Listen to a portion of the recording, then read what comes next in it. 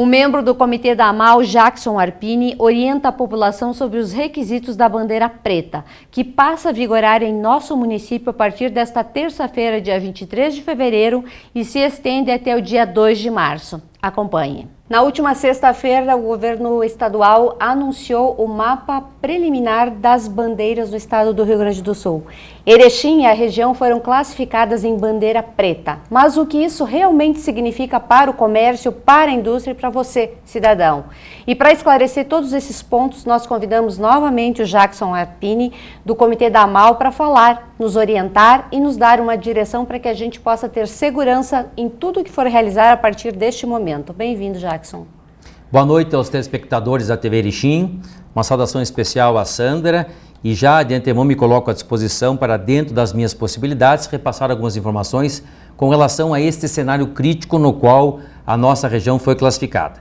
Importante colocar que nesta última deliberação do Estado, das 21 regiões que são alvo de análise do Sistema de Distanciamento Controlado do Estado do Rio Grande do Sul, 11 regiões, mais de 50%, foram classificadas em bandeira preta, o que significa altíssimo risco.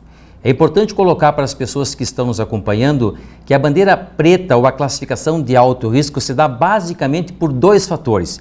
Pela possibilidade de sobrecarga do sistema de saúde, e isso está acontecendo, e pela alta velocidade de disseminação do vírus que também está ocorrendo no estado do Rio Grande do Sul. Por essa razão, analisando indicadores, gráficos e levantamentos epidemiológicos, é que o estado então sinalizou para 11 regiões bandeira preta, altíssimo risco. Jackson, na sexta-feira nós conversávamos aqui, não se cogitava uma bandeira preta, e sim permanecer na bandeira vermelha. Estamos pagando a conta por alguns municípios ou realmente Erechim tem culpa nessa mudança de bandeira? No momento que foi divulgada a bandeira preta na última sexta-feira, nós imediatamente entramos em contato com o Comitê de Crise a nível do Estado do Rio Grande do Sul. Em conversa com os técnicos, percebemos que os nossos indicadores também estão parcialmente comprometidos. A avaliação do Estado, ela analisa especificamente 11 indicadores da região, macro-região e do Estado. Dos 11 indicadores, a nossa região recebeu 7 sinalizações de bandeira preta, 2 sinalizações de bandeira vermelha e 2 sinalizações de bandeira laranja. Portanto, uma ampla predominância de bandeira preta, altíssimo risco. Nós estamos verificando pelos nossos indicadores da Plataforma Regional de Monitoramento que há um agravamento do cenário. Aqui eu falo com relação aos casos ativos. Nós estamos verificando a cada levantamento, e já vínhamos falando a respeito disso, a cada levantamento um surgimento de novos casos ativos, algumas regiões até um incremento extremamente significativo. Nós estamos verificando um aumento no número de óbitos, e se nós pegarmos somente o mês de fevereiro, nós já tivemos na nossa região 16 óbitos. Se nós pegarmos desde o início do processo pandêmico, o processo pandêmico na região 16 ocorreu em março de 2020. Os nossos indicadores apontam que de março até a presente data, nós já tivemos 157 óbitos, infelizmente. Porém, só no mês de fevereiro, que ainda não finalizou, nós já tivemos 16 óbitos, que significa mais de 10% do total dos óbitos. E neste conjunto de fatores, nós estamos verificando também altas taxas de ocupação das estruturas hospitalares. Então, nós podemos afirmar que os nossos indicadores também pioraram de forma expressiva, e face a este cenário, obviamente que o Estado, na avaliação, fez essa deliberação de bandeira preta para a nossa região. No final de semana, nós já entramos no toque de recolher, das 10 da noite às 5 da manhã. Houve muitas autuações neste final de semana, as pessoas ainda não se conscientizaram que precisam respeitar? Houve uma grande mobilização por parte da comunidade local e regional no que diz respeito na área de fiscalização e de vigilância, no sentido de coibir. É importante colocar para as pessoas que o decreto publicado pelo governador, ele fez trabalhou em duas diretrizes. Primeiro, com relação a coibir a circulação e a aglomeração de pessoas, que esse decreto que passou a valer do dia 20 até o dia 2, das 22 horas às 5 horas da manhã. Então é uma situação excepcional. E também o decreto a partir de terça-feira, 0 hora de terça-feira, que diz respeito então à bandeira preta ou altíssimo risco. Houve então toda essa mobilização no sentido de reduzir a circulação dessas pessoas, porque mediante a redução da circulação das pessoas, nós vamos reduzir a disseminação do vírus e, consequentemente, num período curto, nós vamos ter indicadores ou números melhores com relação à Covid. É extremamente importante que a população tenha essa percepção, que é um momento de reação, é um momento de agir, é um momento de contribuição, porque o cenário vem se agravando e os nossos indicadores estão, como já mencionei, parcialmente comprometidos. Uma das perguntas que as pessoas mais têm nos feito através das nossas redes sociais é por que não fechar apenas os bares e manter o comércio aberto? Nós temos que entender, importante pergunta, Sandra, nós temos que entender que existe um regramento legal. O Estado do Rio Grande do Sul implantou, tendo em vista o cenário pandêmico, o sistema de distanciamento controlado, no qual tem toda uma normativa. Tá? E nós, sendo um dos municípios integrantes do Estado, nós temos que seguir essa normativa. E a normativa tem todos os seus protocolos e todo o seu regramento.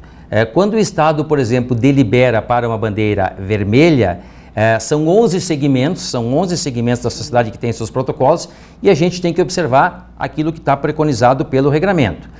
Da mesma forma com relação à bandeira preta. E a bandeira preta tem os seus protocolos específicos para estes 11 segmentos.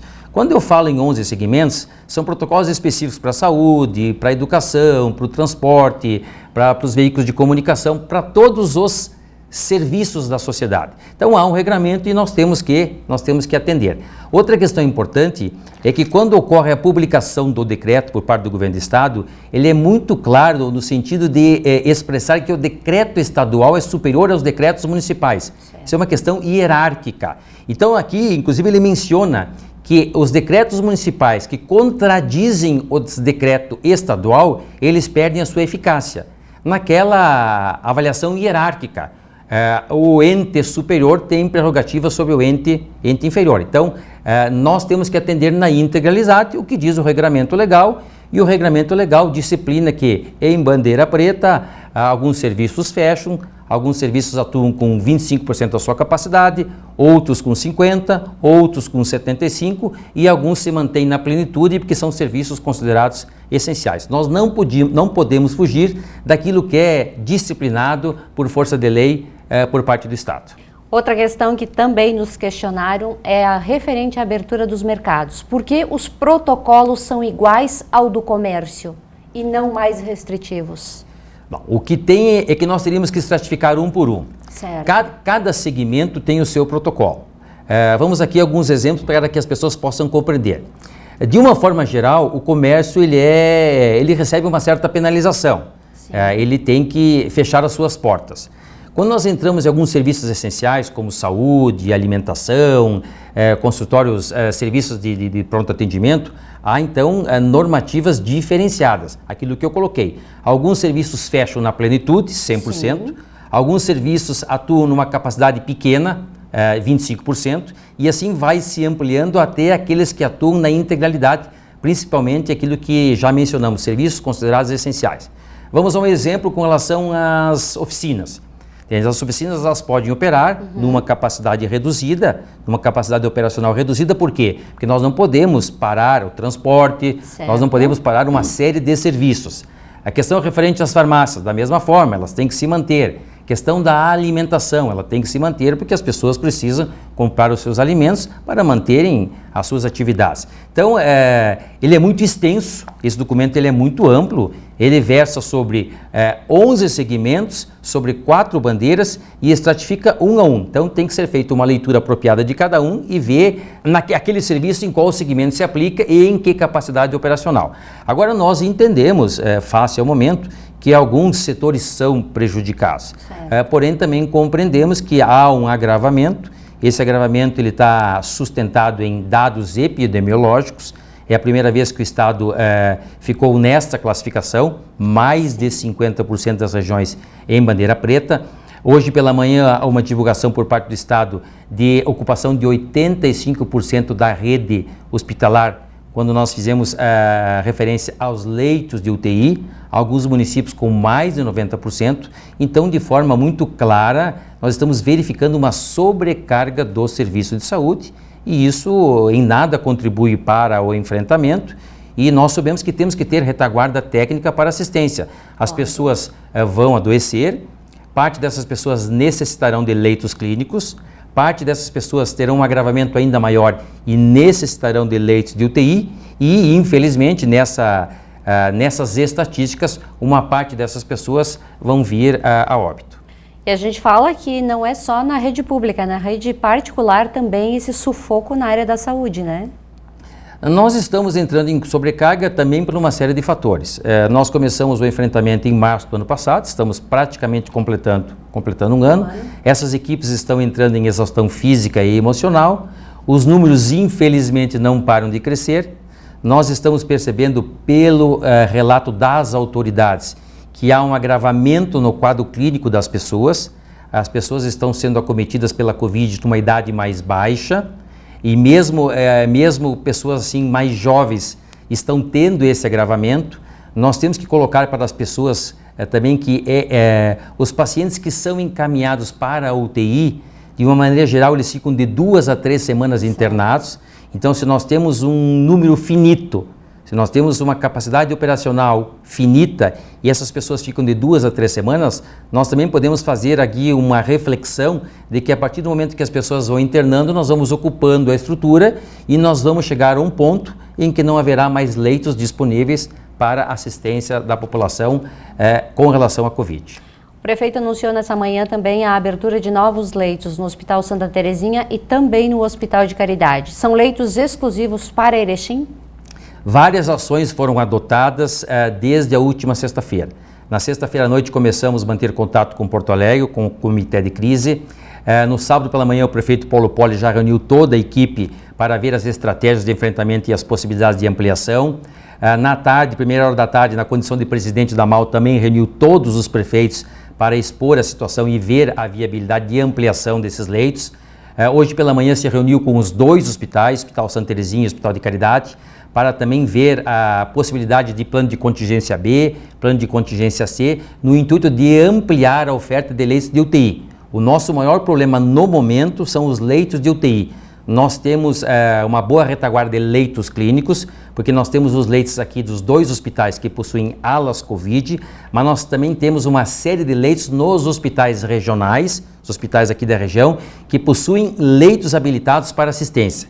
Então, o nosso entrave maior está com relação aos leitos de UTI. Houve essa negociação, vai ocorrer durante essa semana uma ampliação, mas mesmo assim nós temos que entender que estamos num cenário crítico e que nós precisamos, neste cenário de dificuldades, da colaboração de toda a população, em que pese uma série de ações estão sendo adotadas. Houve hoje pela manhã uma reunião das associações com o governador a respeito da possibilidade ou não da adoção da cogestão.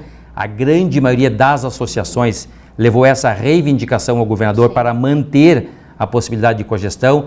Esse assunto vai ser analisado hoje à tarde numa reunião do governador com o comitê de crise em Porto Alegre. Nós não temos ainda uma definição, mas é um assunto que está em tela e que poderá também ser utilizado num futuro aqui pela nossa região, desde que se sigam alguns ritos processuais. Estamos realmente na terceira onda ou é apenas uma elevação de casos e uma terceira onda pode surgir ali na frente? Quando nós falamos em processo pandêmico, nós vivenciamos momentos. Certo. Eu sempre tenho dito que nós passamos por um período crítico em julho, com 543 casos ativos, que gerou uma série de entraves no sistema de saúde. Logo adiante nós tivemos um período muito mais crítico, quando nós chegamos a 1.081 casos ativos, com superlotação dos hospitais, com exaustão das equipes médicas e das equipes de saúde, porque aqui eu não falo só dos médicos, dos fisioterapeutas, dos enfermeiros, de todo o pessoal, de toda a retaguarda técnica necessária, e nós estamos caminhando para um cenário também crítico. Por quê? Porque está ocorrendo um surgimento expressivo de casos ativos no momento em que as taxas de ocupação estão elevadas. Certo. Percebam bem essa informação. Quando nós tivemos o segundo pico de casos ativos em novembro, que nós chegamos ao patamar de 1.081 casos ativos, extremamente expressivo, nós estávamos com as taxas de ocupação das UTIs em torno de 10%. Então nós tínhamos uma margem de segurança de 90%, nos dava uma retaguarda técnica e uma certa segurança. Nós estamos adentrando num período crítico, com o surgimento de vários casos ativos, contudo com uma grande diferença. Nós estamos com as taxas de ocupação acima de 75%. É um diferencial muito grande, é um diferencial muito preocupante, porque nós podemos, caso persistam esses indicadores dos casos ativos, nós poderemos chegar num curto espaço de tempo numa sobrecarga do sistema hospitalar. Isto é real, fato que já aconteceu com Chapecó, fato que está ocorrendo com o município de Nonoai, que tem casos expressivos e o sistema de saúde daquele município já está sobrecarregado, e que pode acontecer, caso não haja uma reação por parte da coletividade, também com a nossa região. Podemos também, nesse meio de tempo, ter o surgimento de casos desta nova variante do Covid aqui na cidade, porque já existem em alguns locais aqui do Rio Grande do Sul. Creio que é inevitável. Se nós entramos em contato já com Chapecó, sim, até para acompanhar o cenário de Chapecó, porque já está repercutindo na nossa região. Se nós pegarmos os municípios próximos a Chapecó, como Erval Grande, Faxinalzinho, Nonoai e Rio dos Índios, esses municípios já apontam 3 a 4 vezes mais casos ativos. Então isso já é evidenciado, já está sistematizado pelos nossos números. E provavelmente nós vamos ter variantes em Chapecó, e como a forma de disseminação é muito rápida, é muito facilitada, provavelmente nós vamos ter aqui também na nossa região, porque nós não estamos numa ilha, nós fizemos parte de um cenário. O município de Chapecó, já fizemos essa referência, está distante a 100 quilômetros, tem uma interlocução muito grande com a nossa região, tem muitas pessoas daqui que trabalham em Chapecó, de Chapecó que trabalham aqui, tem toda a questão do transporte por causa dos frigoríficos. Então, creio que é inevitável a chegada das variantes do novo coronavírus aqui também na nossa região.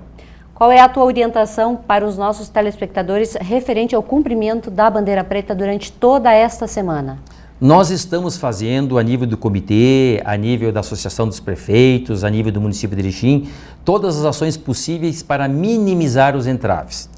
Nós sabemos que estamos diante de um fato crítico, nós sabemos que a priorização é a saúde, é preservar a vida das pessoas, mas também temos clareza, temos entendimento que isso traz reflexos na economia e na sociedade. Nós temos que tentar, da melhor forma possível, conjugar esses fatores, ter um olhar prioritário para a saúde, mas ao mesmo tempo para a economia e para a sociedade. Então todas as medidas estão sendo adotadas nesse sentido, para que a gente consiga o mais rápido possível melhorar os nossos indicadores, migrar para uma bandeira mais branda e com isso flexibilizar esse serviço. Para tanto, nós precisamos nesse momento, talvez o momento mais crítico da colaboração da sociedade. Por quê? Porque a partir da reação da sociedade, da adoção dos protocolos sanitários, nós vamos chegar a um patamar melhor. E nós chegando a um patamar melhor, todos os nossos indicadores melhoram e, consequentemente, a nossa classificação. Nós podemos ir para uma bandeira vermelha, a bandeira vermelha nos permite a adoção da cogestão e nós podemos, então, ter este olhar para a saúde, olhando também para a economia e para a sociedade. Portanto, a palavra de ordem é prevenção, é a adoção dos protocolos para que a gente consiga, numa força-tarefa, de forma coletiva, irmanada, melhorar os nossos indicadores. Jackson, muito obrigada por mais uma vez você vir falar com a gente a respeito desse assunto. Espero que da próxima vez a gente tenha notícias um pouquinho mais leves para passar para o telespectador. Obrigada. Nós vamos aguardar agora então a manifestação por parte do governador do estado. Se porventura houver o entendimento da possibilidade da cogestão, nós obviamente vamos fazer um estudo com todos os prefeitos, porque o nosso plano não permite a adoção da cogestão em bandeira preta. Certo. E isso é importante colocar para os telespectadores. O nosso plano que foi aprovado pelo Estado só permite a adoção da cogestão quando a classificação for de bandeira vermelha e nós podemos migrar mediante indicadores para uma bandeira laranja. Nós não temos um plano que permite cogestão de preta para vermelha.